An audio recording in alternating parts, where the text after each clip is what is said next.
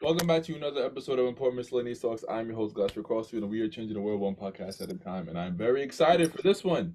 Please introduce yourself, the lovely Emily. Spelled uniquely, Hi. by the way. Oh my goodness, I love the way it's spelled. There's a Japanese pop singer that spells it the same way. She got there first, man. But that's okay. That's okay. Oh, Thank you. Yeah, I'm excited to be here. So you just want me to introduce myself? yes, please. Cool. What's up, guys? I'm a head coach and co-founder over at Emlovz.com. I help men find love fast with my coaching program, Dating Decoded, and I teach them how to basically go on 20 dates in 90 days using my mega dating philosophy, which I used back during my 100 date experiment to find love myself. And yeah, that's who I am. So you said 20 dates in 90 days. Now, I think just me not being in the field that you're in, if you just ask enough women, you could probably get those numbers. So my question would be is, are they getting these dates with women that they desire or just any women? Yeah, that's actually the whole goal. So every week you want to level up and be attracting women you're more excited about and more excited about. And the goal is really to fill up your dating funnel so you have so many options that you only have time to go out with the ones that you're most excited about. So it helps you to naturally level up until you get to the cream of the crop and you're like just absolutely blown away by what you can attract. Do you recommend women follow a similar strategy? I would, yeah, for sure. It's what I did. Interesting. So you had 20 dates in 90 days as well. I actually did 100 dates in a year, but most people aren't as crazy as me. So I make it a little smaller, and that usually is effective. Wow, So that's like 2 dates a week. Uh-huh. Yep. that's a Oh. lot of free meals. Well, actually, what I learned during the experiment is you should never do dinner on a first or second date at all. So free meals do not equal Oh, love connection. Usually that actually puts you in, usually it attracts like gold digger women, or it yeah. sets up a dynamic that's not effective. Oh, Yeah. So I teach my students to do fun stuff like donut dates, and you could do a ice cream date or like a cupcake date or something cheap and short. So, if you don't like the person, you're going to know in the first 30 seconds. If you don't like them, you don't have to commit to 3 hours and like $100 bill. So mm, when you went on 100 days, was there 100 different men or just 100 dates? It was 101 dates with 52 different men. So some people didn't really make it past the first date. That's really common. But some people made it to, I would count up to the third date. So maybe I dated somebody longer than 3 dates, but I didn't want to say, hey, I'm going on 100 dates with one person, if that makes sense. Did you at what point did you find somebody that so the person from that experiment, are you with them today? He's my fiance. We're planning our wedding. Gotcha. oh, So congrats. what date, congrats for real. Well, what date was he? Like 50. There was like one after him that was not good. It made me realize, I was like, this is good. No, I mean, he was like a couple dates before 101, but he was guy 50. Ah, Yeah. Mm, got you. Wow, so ironic you found him towards the end. So he's yeah, not, like go ahead. he just made the cut basically. He did make the Mm, cut. He stood out though. When you compare and contrast enough people, it becomes really clear. When you find somebody high quality, you're like, wow. And it's interesting, like what is quality is not what you think when you first start. You first start and you're like, oh, I got to have that person who has the status and the bank account and the label. And by the end, you're like, no, actually, it's a person who's thoughtful, kind, like, listens. All of those things are actually way more important. So if you hadn't found him, would you have picked from the pool of men or you would have just continued the dating? I would have continued the dating. Interesting. So the 40 that I met before him were obsolete. I got attached to a couple of them, but interestingly enough, they were like really toxic. And one of the things that you can do with mega dating is you can break toxic patterns. So if you're like, man, I'm always attracted to girls who use me. If you use mega dating and you date rapidly, you could see those patterns in your selection process, and it helps to naturally heal them, because rather than focusing on one woman at a time, you're focusing on like a couple at a time. Maybe you're going on a first date with this girl, second date with this girl, third date with this girl. And you don't have that scarcity mindset, so you don't get stuck in a pattern that's toxic, that's not serving you, because you can see, man, that girl really kind of uses me. She kind of just trying to get free food, but that girl, she like offers to pay and she's super like thoughtful and she shows up on time. She doesn't flake and ghost on me. You know, you can really see clearly when you're comparing them. Interesting. Yeah, I'm loving this. So not trying to get your personal business. You said you also recommended this strategy for other women. So, you know, if they were to take that route, would they be having sex with 50 men or some of the men? Good question. So I think everybody has their own policy with regards to physical intimacy, and mega dating itself is not a sex philosophy, but it depends on what sex means to you, which is a really good question to ask on your dates. You want to know where the other person stands and what it means to you. For me, when I was doing the experiment, sex to me was play and fun and exploring. But the partner that I selected, when we had that conversation, he said, sex to me is something I only do with one person at a time. So it's serious. And to be honest, that kind of put him in a different category in my mind because I was like, huh, okay, I better like treat him like, you know, it just wasn't going to be a booty call thing. And it kind of made me think of him as like, oh, this is a serious guy. So you can do it either way. And I do think it's important to find out if you have sexual chemistry. But if it doesn't resonate with you to sleep with more than one person, like at a time, you shouldn't do it. It's really up to you what feels right. And you should have that conversation with the partners that you're dating as well. Interesting, interesting. So do you ask about sex the first date? You can, depends on the vibe that you have with somebody. But like the question, what does sex mean to you? I think you can ask it on a first date. Could be second, could be third. So would you recommend some women get out of their system first before they find their mate? For me, that was the right choice because, you know, for me, sex is very important. Some people, sex is not very important. So it kind of depends on you and also what you're looking for in a partner. For me, I want to know that we have compatibility in that area because it's important to me. For other people, it might not be as important. And so they might not be looking for someone. It depends on your sex drive and what it means to you. Mm, interesting. All right. Look like Prince, you had a question. No, you're good. I'm still So thinking. so some men truly care about a woman's body count, right? Especially when it comes to pursuing a woman for marriage. So how do you think it's fair for men to react negatively to women who have tried to get it out of their system before they get to you? Because a lot of men, as you know, I'm sure, you know, feel like, well, they got it for free, but now I have to, you know, put out Work for it. put up with more than the last guy did. So you're saying like, is it okay for a guy to be not excited if a girl's had sex with a lot of people? Yeah, since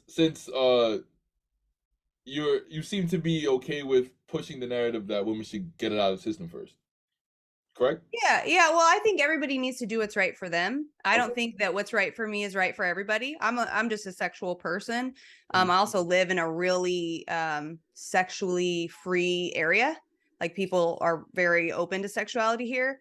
I think you got to do what's right for you. And I think if you're uncomfortable with it, asking yourself like why. Yeah, you want to be safe. So is it a safety concern? Are you concerned that your health is at risk? And I think you can have that conversation regardless of how many partners somebody's had. Is it because you're intimidated because you're afraid you're not going to perform as well as the other partners they've been with? That might be something more internal. So getting clear on like why it bothers you is important. Okay. I think everybody has their own right to their own preferences. What about this wait 90 days foolishness? Yeah, that wouldn't work for me, but it could work for some people. You know, there was people that I dated in the experiment that I really liked them until we had physical intimacy and we just were not compatible. And I'm like, if I would have waited 3 months, that would have wasted everybody's time. But that's my Mm. perspective. So, were there some men that you were intimate with on the first date? Yes. So, the men who weren't that you weren't intimate with on the first date, what was the difference between the one who got on the first date and the ones who didn't? I did not look at them as boyfriend material.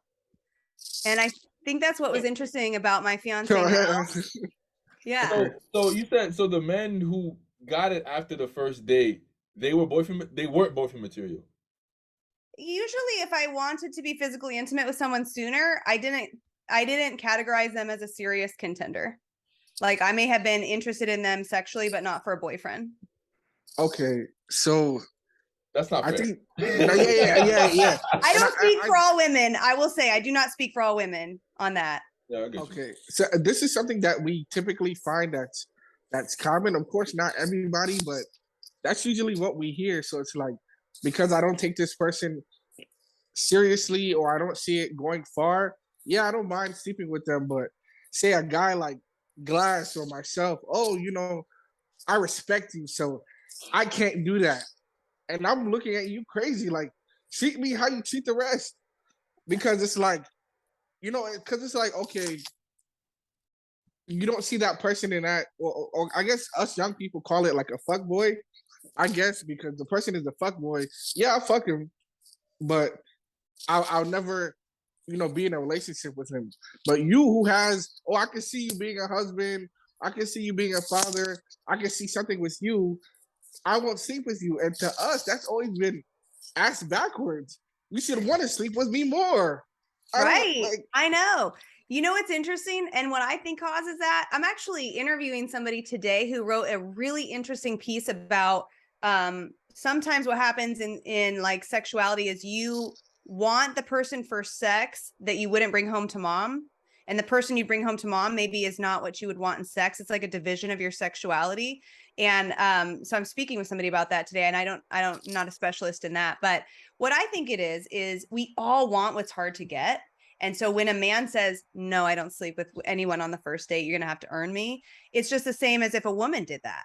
Like you kind of want to see like, all right, this is interesting, right? That she's hard to get. She's not just going to give it up. Something about just being hard to get in that way, it like changes the way you think about them.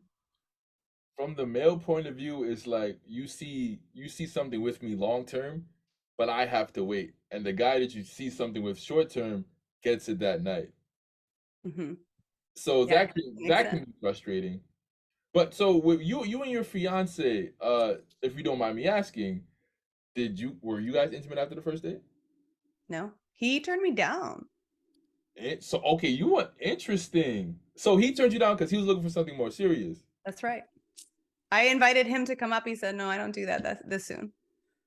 Wow, that's Yeah. And I was like, whoa, okay. I felt a wow. little rejected, but that made me work harder for him. So second date? I think it was a third date. Oh wow, that's a disciplined man right there. Yeah. Yeah, It's a good seriously. move. It's a good move. Very It also disciplined. separated him from other men that I dated at that time. That's why I was like, whoa, that's interesting. Yeah, wow, definitely third date too. So what inspired you to get into this field of work? When I was in college, I was a political science major and we were studying social experiments. And I thought it was weird that there was an entire major devoted to politics, but only 30% of the population at that time even voted. And I was like, why is there not a major for dating when everyone has to date, right? And so as we were learning how to do social experiments, I thought, wouldn't it be cool to do my own experiment, like 100 dates in a year to really figure out what caused success and failure in dating and if love was even real, because I had no role models for that in my life. My parents were divorced, and well, actually, my parents never got married, but my mom had been divorced a couple of times. So I just didn't even know if love was real. So I did this experiment and I would record videos giving feedback, not feedback, but I was just documenting the journey, and the guys that I dated would watch them. And they seemed to want that information because women wouldn't tell them what was going on. And so it kind of naturally evolved. Why do you think women don't tell them? Mhm. We are hardwired not to hurt people's feelings. Mm, interesting. Well, yeah, We you are. guys have unique ways of hurting people's feelings, but That's continue. true. Exactly. That's true. That's true. Yeah, women can be really, a lot of times it's more common for women to ghost.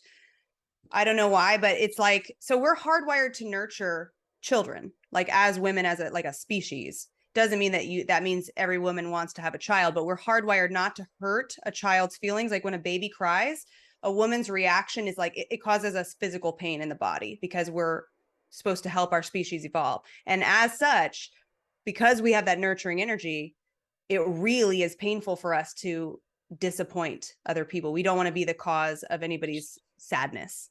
And that unfortunately leads to things like ghosting because people can't address the conflict. but ghosting doesn't make it any better. Like, and I've noticed that amongst women, um, especially like when you meet a woman and she tells you about her past relationship and what went wrong or what she didn't like, and it's like, why didn't you tell your partner that? But Mm. you're telling your new partner that. Right. But if you would have told them that, maybe it would have worked, or maybe they could have fixed something that that was bothering you. But it's like you said, oh, I don't want to. But it's like, to me, that's not being honest and transparent. Yeah. Yeah. So I mean, you want to look for women that are good communicators, that are willing to get uncomfortable in order to have things be healthy and sustainable. But just by nature, that's something that we have to learn. It's not innate. We kind of want to avoid that type of conflict usually. So is that more common in men, to where it's like we cut the bullshit out and we want to address whatever it may be? Yeah, it's that. It's also related to attachment style, because there's some men that also avoid conflict too. But I think women have a more of a tendency to avoid it. A hurt woman is definitely way more direct with her, way more direct with her communication style. So Yeah. definitely, they're not afraid to hurt anybody once they reach that point. Yeah. Yeah. So, what do you think men struggle with the most in dating? I think right now is so hard for men. I think it's hard for both of the genders because we're in like a major calibration phase where women, we have been somewhat oppressed for a really long time and kind of just figuring it out. And so we're mad, right? But I think that we're going from one extreme to the other. And now it's like, don't do this, don't approach, don't say these things. That's sexual harassment. And it's confusing the crap out of men who are like, well, I don't even know what to do, So I think the biggest issue is just men trying not to be creepy because they don't want to get slapped with a sexual harassment case. Sin- Do you think that feminism has played a role in that? The feminist movement? Yeah, absolutely. I think that the pendulum swung from one extreme to the other, and that over time will calibrate into a healthy medium. But right now, I think there's just so much tension between the sexes, and there's like a lack of respect from both sides. Not everybody, but I think that that's just a common, like, women are angry because they're just realizing these things that had happened. And then now men are angry because the women are like lashing out. Whereas if we could all see each other respectfully and say, hey, look, I don't like what happened in the past, but I'm not going to swing so hard the other way that it creates more tension in the future. I think we just need to understand each other more and respect each other more, which is really my goal in coaching, is to help each other. Like, I speak woman. I'll teach you how we think and why we do the things that we do, but also look for women who respect you. And I teach my students how to find those types of women. Does she offer to pay? If she's not offering, it's a bad sign. Doesn't mean you're going to let her pay, but the offer should be there. Yep. Yeah, at least. Yeah, I say men should pay, but the offer should be there. But you should reject the offer, but the offer should be there. So Yeah. expect to pay. And back in the days, women had way less rights than they do now. So when you say the pendulum swung, it's an overcorrection. Yes, I It's think where so. we at now. So what do you think women struggle with the most in dating? Distrust. I think it is really dangerous for women. If you ever watch like the Tinder Swindler, or there's so many like scary shows about what could happen to women when they're dating online and things like this. I think there's a lot of distrust and fear, and just a lot of abrasiveness. And so I think women are just like, a lot of them are just closed off to men, and blanket statement kind of, oh, I don't want to date because men are this. And you really have to be like, no, that's like some men, but there are so many different humans on the planet. You just got to find the people who are respectful, who communicate, who are interested in what you're interested in. Do you believe in what's that thing called? Damn, love at first sight. Yes. That's interesting. Yeah, Do you? love love. No, of course not. Of course not. Why not? It sounds very. It sounds very Disney Channel, High School Musical esque. Yeah. That's the vibe it gives me. I don't know if you could just see somebody and be like, oh, Cupid just hit me, and Especially as a man, like honestly, we believe in lust at first sight. oh So, Yeah, yeah, so could maybe be. a woman is different, but love, the first time seeing them is for a man anyway, because we're more physical with the outer appearance. So we're gonna be thinking about other things before love. Yeah, yeah. I think you could have both for sure. I agree. yeah, I agree. interesting. What do you think a woman's role in a relationship is? Ooh, that's tough. I'm accepting people either way. Well, a woman's role, man, we're super like equal, my partner and I. I don't think a woman's role is, well, man, it's so hard to say. So traditional gender roles, right? Women's at home, man's out working. That's cool if that's what you're into. That's totally cool. But if somebody tries to put that on somebody, like this is how it should be, I think that's a problem. So a woman's role in the relationship, I think naturally, if you look at it from evolutionary psychology perspective, we are nurturers and we're creators. We create life and we nurture life. So that might be my simplistic answer. Men simplistically protect, right? Keep the woman safe. And I think you can do that as a woman too, but I think evolutionary psychology might show evidence that really a woman chooses a mate for protection. And actually, women, from an evolutionary psychology perspective, it's access to resources. But I don't think that's necessarily true nowadays because women are earning more and more. So simplistically, I think safety and protection is what the man would be simply, and then woman is creative and nurturing. So you believe that a woman's more nurturing nature, they should be nurturing their men, correct? As well as the children, of Yeah. course. Yeah, I think so. I think that's a natural tendency. So what are some of the ways a woman can tend to that nurturing side for their men? Mm. Um, well, if you like to cook, by all means, that could be one way you do it. It's not how I do it. I don't know how to cook very well. But I do it in my relationship by communicating, making sure that if I see that, my partner's having a bad day, like if he needs to talk about it, I want to be supportive. If something's going wrong, I want to support him and see if I can help in any way. If I can take the pressure off of him in some way, maybe I can take him to dinner or just do something to make him feel special. So nurturing in that way, like if I see that he's upset or if he did something really amazing, then I help him to celebrate that, might do something special. What are some of the ways a man can be protective over the women? Yeah, I teach my guys all these things. So walk her to her car if she'll let you, always. Walk on the outside of the street in case a car comes up. Oh, Jesus. Yeah. Give her your jacket if it's cold. I'm sorry, I see him shaking his head. That's why I laugh. You don't like it? No, I mean, I've done the jacket thing. I, I've done I the guess outside sidewalk thing too, but some girls take it way too far. Like they'll drag you over there. Like, oh, bro, relax. or you want me to take my jacket and throw it over a puddle? Like, come on. I'm not putting over No, a puddle. I wouldn't do that. That's No, weird. Just walk it's around the not. puddle, right? This is not a Yeah. cheap jacket either. So Yeah, no, I wouldn't be throwing it on the puddle. No. no. Just, never. if somebody creepy comes up, making sure that you walk like closer to that person to keep her safe, those types of things. Got you, got you. Well, what would you say to someone who says you're not qualified to talk about these things because you're a woman?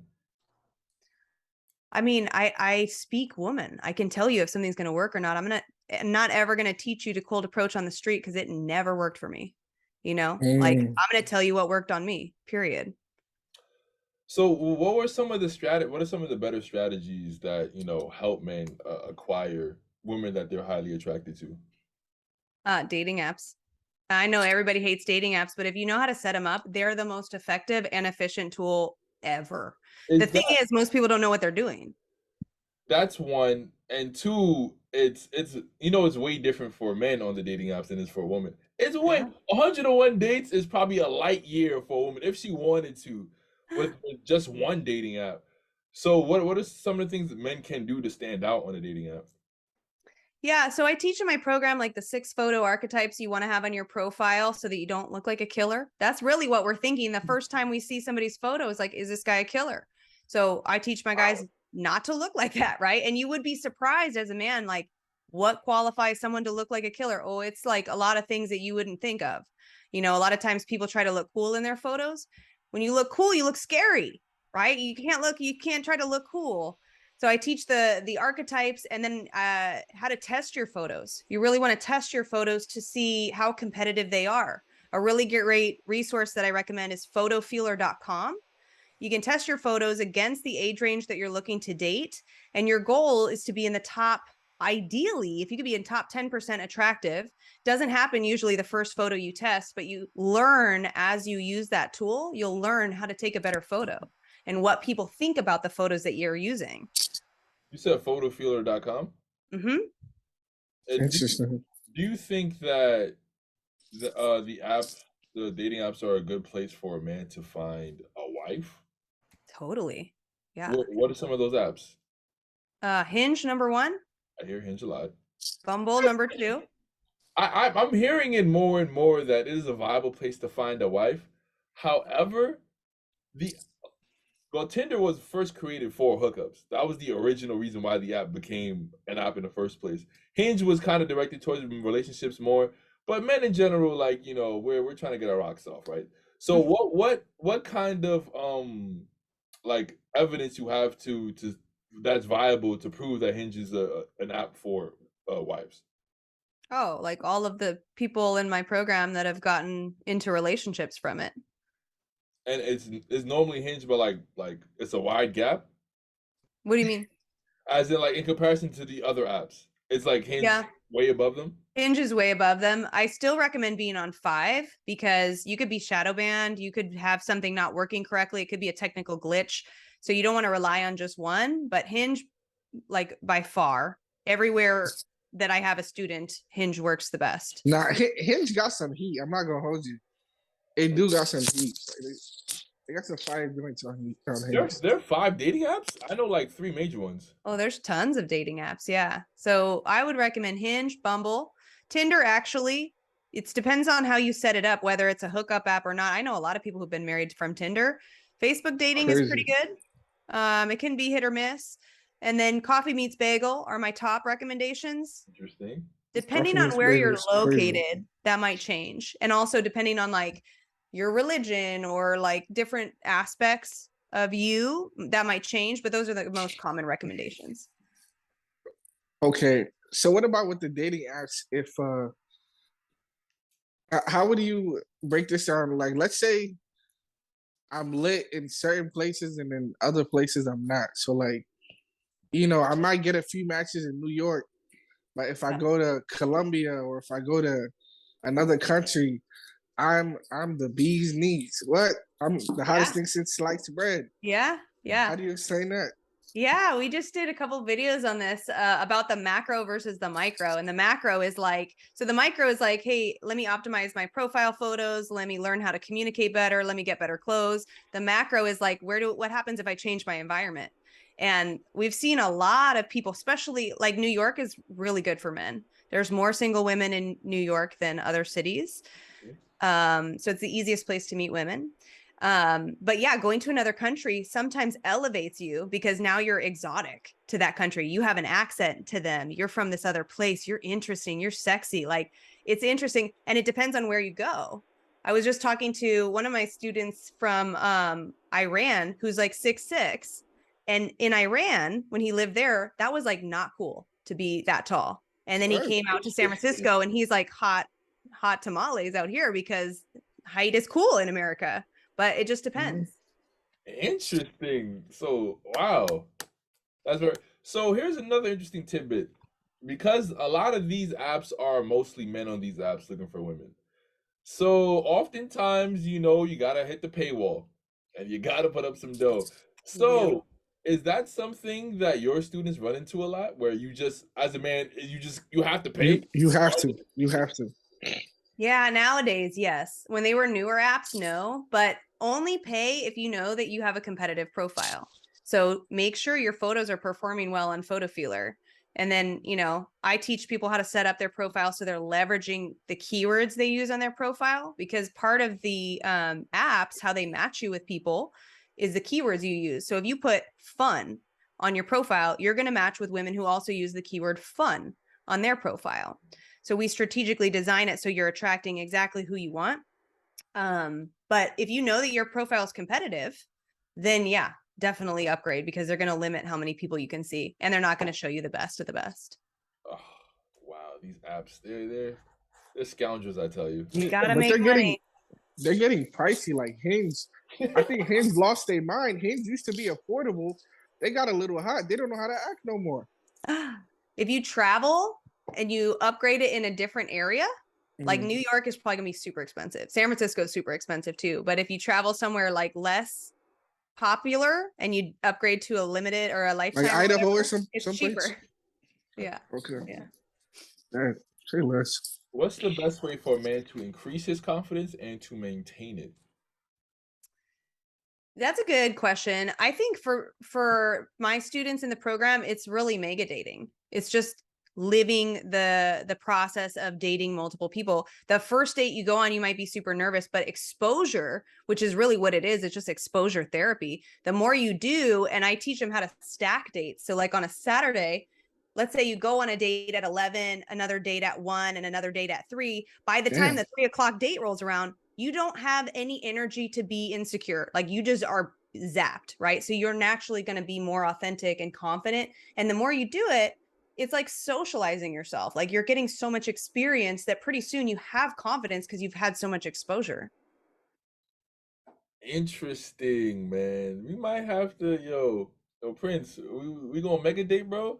Nah, we might have to for real. I don't think I can do 100 in a year, but maybe maybe I could bust out 50. 50 is still a lot. Maybe 20. I don't know. Yeah. 20 and a month, 90. I think it's reasonable. Maybe 20 in 1 month. That's a lot. Yeah, I'd be impressed. I'm falling asleep on dates. Remember, you got to take notes after so you don't get them mixed up with each other too. Yeah, that's it. Yo, Yeah. that is freaking horrendous. Oh my goodness. What are some of your thoughts on the red pill and manosphere space?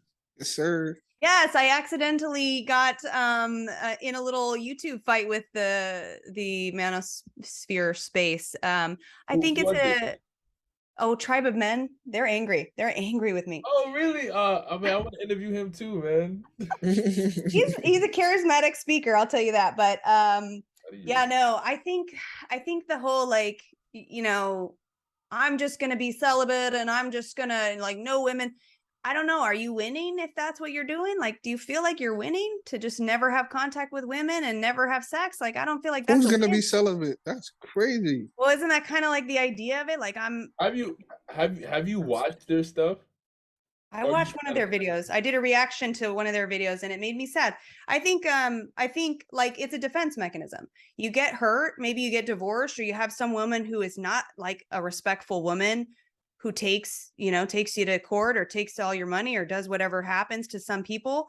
Then you develop like this anger and you feel like, oh, it'd be better to just stay away from women. And that's really a defense mechanism.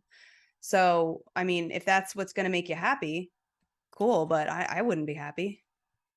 From my findings, I think generally speaking, the idea is for men to focus less on women, to focus more on their purpose, to focus more on improving themselves, and the byproduct of that improvement will be women. To kind of play the long game, focus less on dating now, focus more on improving yourself mentally, physically, financially, and women will come along the journey. Yeah, I think it's good to like, you got to be purposeful. Like you have to be on track with your purpose for sure, especially as a man. And I think, yeah, having like your finances in order, feeling confident in your body, all of that's really important. But at some point, like the man is the hunter. The woman's not going to like knock on your door and say, hey, can I be your girlfriend? Just not going to happen. Yeah, and they mentioned in the manosphere that just like biologically speaking, men have more time. So like we can focus more on that stuff later on down the line. But it's important to understand women because you can't just be work and never talk to women and expect to just wake up 35 and just have all these women waiting for you once you're a millionaire.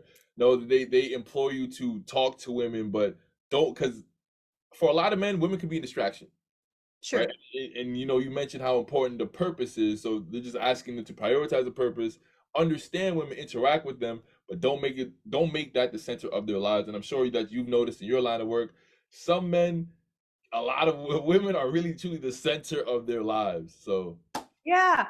I think again, I would do mega dating because you can get so stuck on one person, or you can get so wrapped up in a toxic cycle with a woman that it's really your attachment to that, either that one person or your attachment to this toxic cycle. I've seen it so many times, especially if you're involved with like a narcissistic woman.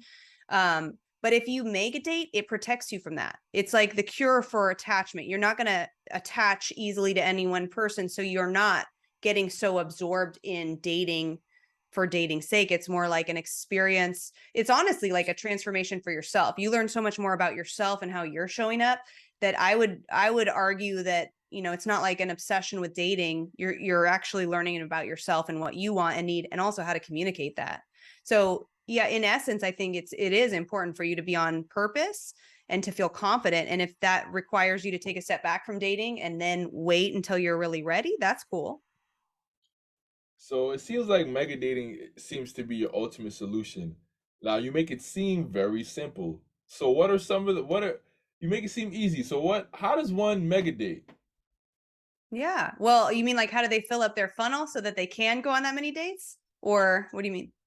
I mean, because I if I wanted to mega date right now, I probably just can't wake up and just go mega dating, right? So what are some of the things I would need to do in order to, you know, be the mega date guy? Yeah. So jump on 5 apps. Those ones I recommended would be good. Test your photos on Photo Feeler. Make sure they're competitive. If they're not, I can help with that. You could reach out to me and I can show you how to fix them. But get your photos really competitive. Dial in your profile so that you're leveraging keywords that are important for compatibility. That's all what I teach in the program. And then message 10 women a day. And I also teach how to message. So don't say hi. Don't say, hey, what's up, baby? None of that. But you have to get the matches. You have to get 10 matches first before you can message someone. Oh wait, it was 5 apps though. Okay. You don't actually have to wait for matches. You can, especially on Hinge, you can message without matching. On Hinge? That's true. Yeah, yeah, yeah. You're right. You're Um, right. is You that can the only? also Good. you can also use social media. So a lot of women, especially on Bumble, will put their social media handles, and then you can message them on Instagram, Facebook. Mm-hmm. That's what a lot of smart guys are doing. Being a DM's heavy. Yep. Yeah, jump in the DMs. Okay, so all right, let's say 10. How much would you expect out of the 10 to respond to you? In the beginning, probably 1 of 10. So 10% response rate's average, 20% is exceptional. So it's a numbers game. It Right. really is. You do 10 every single day, you're going to get, you know, on average, 5 a 2 week? responses. Yeah. And then from there, converting that into a date, which is something that I teach. I teach how to message quickly. So no like becoming pen pals back and forth forever, because it's going to fizzle. You got to get on that date fast. Facts. And then you do a low stakes date. So it's not a lot of pressure. No dinner, like ice cream date, cupcake date, something cute. Go to the dog park. I can see how that works. You message 10 women a day, one gets back to you. That's about, if you're doing the weekdays anyway, that'll be 5 to 7 girls. And then I can see how the dates can add up. Yeah. And then you get to the point week after week, this funnel starts to build so much that pretty soon you're like, holy crap, I can't go. Like, if I can only do 2 dates a week, let's say that's all the time I have 10 women who want to go on a date with me. I have to choose the best of those 10. And you keep doing that. And it's like, whoa, these women are like, I feel like they're out of my league. But what you're doing is leveling up. Interesting. Yeah, so because at the end of the month, that's 25 to that's 25 to about 28 women. No, wait, my math is off. That's 5 times 4, which would be 20 to 28 women. 20 to 30 women almost. That respond. And then Yeah. how good is your game to convert to a date, right? Which is what I teach. How do you convert it into a date? And then how many of those dates become second dates? How many do you want to see again? And so you naturally become more selective. So what the strategy that I've been implementing just for myself is a woman has to show a level of investment before I take her out on a date. So is that something that you recommend, or is just like, okay, she's attractive, I just want to take her on a date, even if it's low leverage? I still rather her show some level of interest back in me before I take her out on a date. Yeah, I would too. That would be part of my qualifier. Are you going on dates with women that you're really excited about? Interesting, man. I see why they pay you the big bucks, man. I see why you mentioned purpose earlier. What do you think your purpose is? To help. Well, I mean, I feel like I help women by helping men, but it's really to help people find love and to heal their attachment style so they can. And you mentioned that it's especially important for men to be on a purpose, which I agree with. But why do you think that is?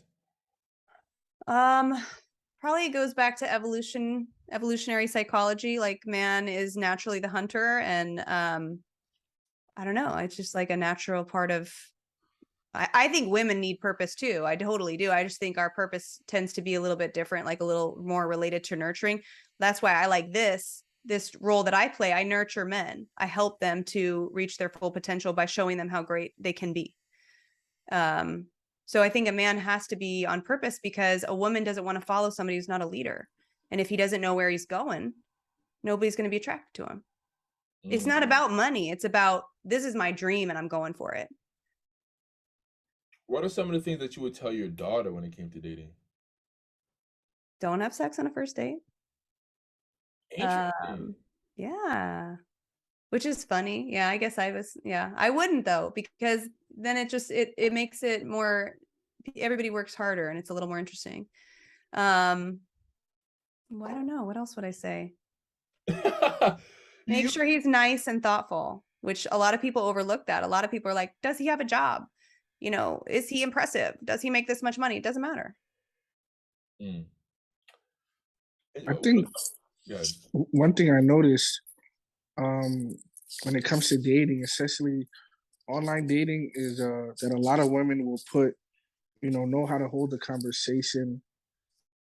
But then when a conversationalist like me comes along, I'm confused because you can't hold that conversation. You know what I'm saying? And I think what Glass is saying I think one way to show that you're interested, especially for us, is knowing how to hold a conversation. So one word answers, or just being so brief is like, what is this? You just said in your bio, know how to hold the conversation.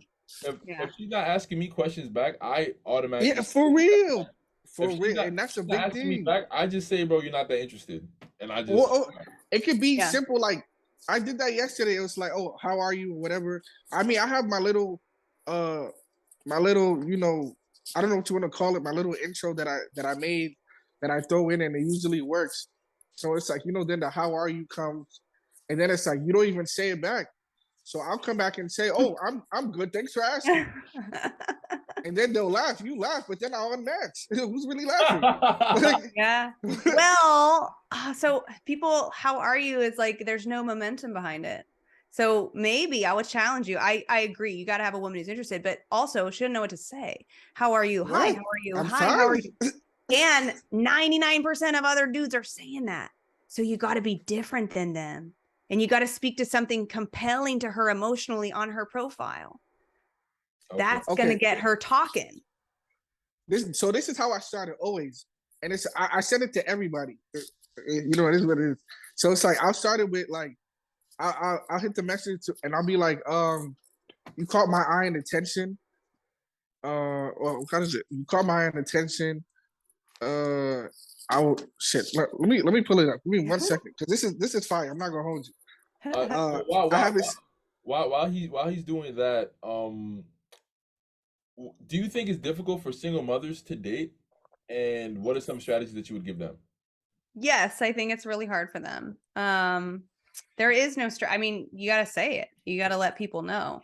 And it's going to be polarizing. Some people aren't going to like it, but you don't want to bait and switch somebody. It's going to come out. So I would just be really honest and upfront. Got you. Prince, the lady has to go, so please scurry. Yeah. No, I got it now. So it's like my thing is, you caught my eye and attention. I was hoping we could talk and get to know each other better. That's usually my intro for everything. And I usually always get a response. What do you think? I don't know. I think I think there's room for potential. Like there's some room for growth there.